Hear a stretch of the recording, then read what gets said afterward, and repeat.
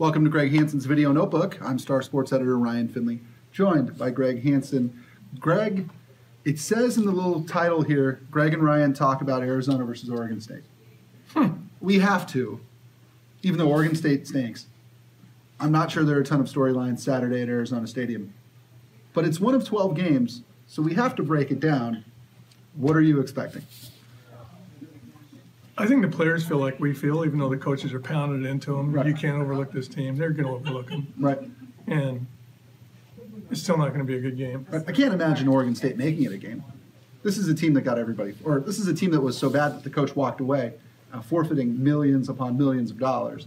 This is a team that is actively looking for his replacement. They don't have a quarterback. They have a running back who's pretty good. I can't see them making this a game. Can you?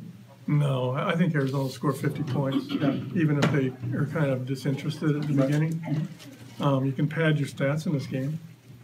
Khalil Tate could set his eye on breaking another record in this game. Or he could break something else. Yeah. He carried 26 times last week. School record for a quarterback carrying. What do you think about that?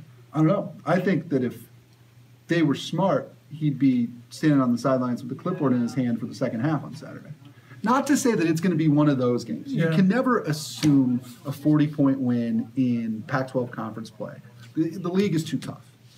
But if they're up 42-3 at halftime, put a baseball cap on that guy and say, we'll see you in Eugene. The two most important games of the year are still on the schedule, at Oregon, at ASU.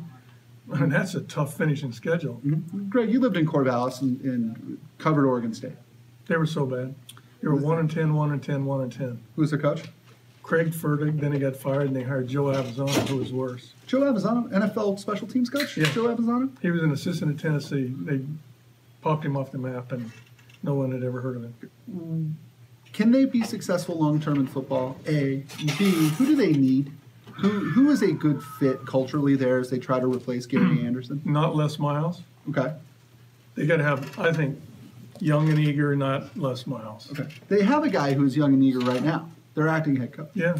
Would he make sense? Will Corey Hall be given a chance, do you think, long-term? You know, those guys almost never, ever, ever get the job. Right. They get an interview and then they don't get the job. And when they get the job, it almost never, ever, ever works out. The lone exception being maybe the best coach in college football right now, Dabo Swinney. Wow, that's a good call. But there are far more Ed Orgerons than there are Dabo Swinneys. And Clay Helton. And Clay Heltons, yes.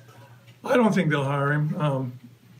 Rick Neuheisel, I almost passed out when Rick Neuheisel said he wanted that job. I mean, he got fired at UCLA. Right. You couldn't make it work at UCLA? And now you got all the money he ever needs already. Now he's going to go to Oregon State and roll up his sleeves and make it work. How much money, though, would you give out of your own wallet, Greg, to have Rick Neuheisel a regular presence in the Pac-12 during football season? I started watching his CBS Sports Network program. Mm-hmm. In fact, it was on last night, just for his insights. Yeah, he's very good. Yeah. He's very good. So what do you do? I mean, you look throughout the league, this is a heavy hitters coaches league now. This is a league of expensive, established men. What do you do to be different if you're Oregon State? They've tried everything different. I mean, in the 90s, they tried the wishbone. Right. Didn't work. Right. Then they got lucky recycling Dennis Erickson. Right. And then Riley was okay for a while.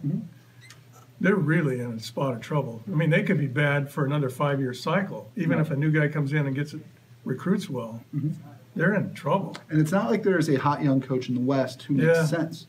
You're not going to sit there and go, well, you're going to go pluck Matt Wells from Utah State. Like I think that it's not that easy. You know, the Colorado State coach, Bobo. Yeah, Mike Bobo. But he's a Wyoming coach, maybe a little too old.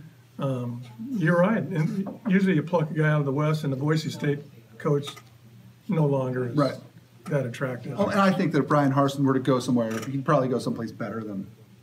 I'm not sure Oregon State's an upgrade. Yeah, I'm not either. Yeah. You know, your guy. My guy. From Navy. Yes. I can't pronounce his last Kanui Matalolo. Yes. I'd go for him. Yes. I'd go for him if I were Arizona. I'd go for him if I was Washington State, if I was Washington. I mean, that's different enough that you can have your own identity in this league, I think. Yeah, maybe he could get a lot of their current staff to stay, although that seems to be why Gary Anderson left. Right. What a mess. Yeah. And who would have thought, again, back every once in a while we need a little dose of perspective.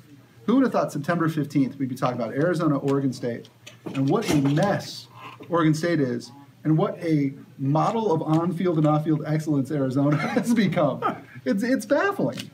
I got one little warning about Oregon State. Yeah. From my years there. They were 0-9. Right. And Stanford came to Corvallis to play the worst team in the country. They were the worst. Their quarterback was John Elway. They needed to win a game to go to a bowl. Elway never went to a bowl game. Right. Oregon State beat them. 0-9.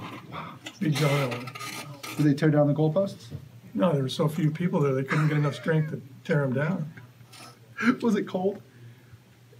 I can't remember that part. I'm sure it was raining. Yeah. But I do remember how the game was lost. Oregon State scored to tie the game with like a minute to go. They kicked off to Stanford, and this is Stanford guy, smart guy. He catches it at the 1, decides he better down it, takes a step back and downs it for a safety. 33-31, John Elway, bowless. This is why we love Greg Hansen. Next episode, I'm just going to go year in school, and I'm just going to let him tell me stories. What do you think? Is that okay? Better than working. That'll do it for this episode of Greg Hansen's Video Notebook. For Greg Hansen, I'm Ryan Finley. We'll see you next time.